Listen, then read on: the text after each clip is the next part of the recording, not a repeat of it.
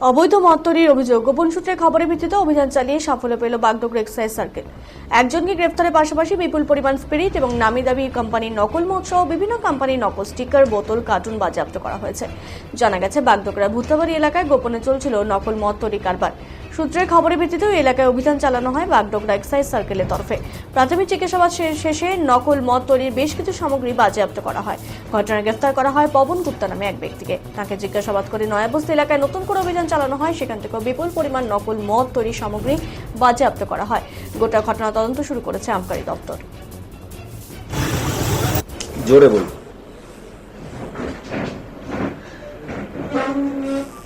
শুরু করি।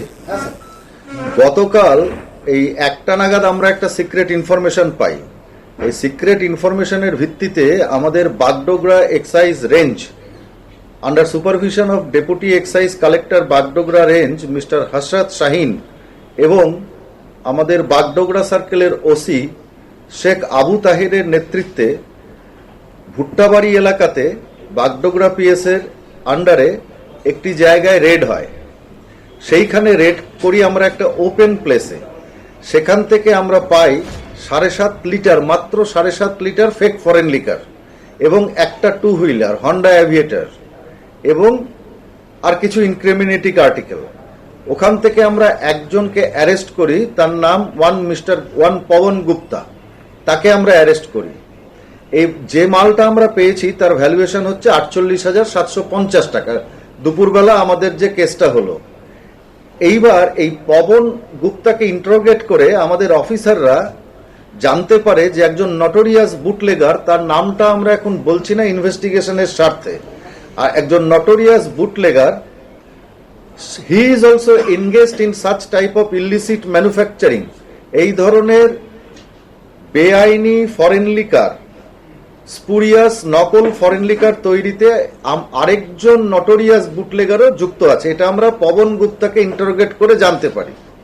অ্যাকর্ডিংলি আমরা একটা রেড করি বিকেল 4:30 নাগাদ।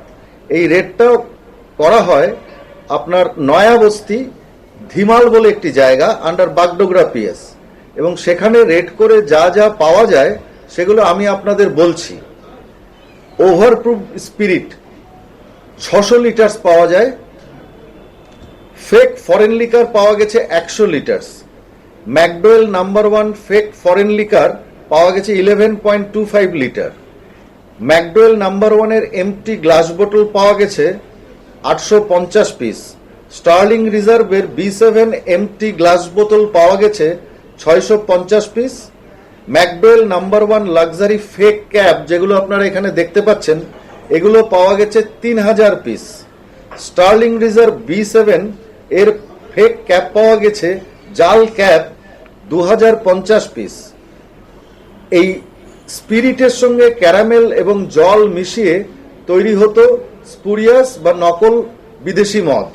সেই ক্যারামেল আমরা পেয়েছি প্রায়। শ্রমিক স্যারকে একটা টাইপ করতে দিয়েছি সেটা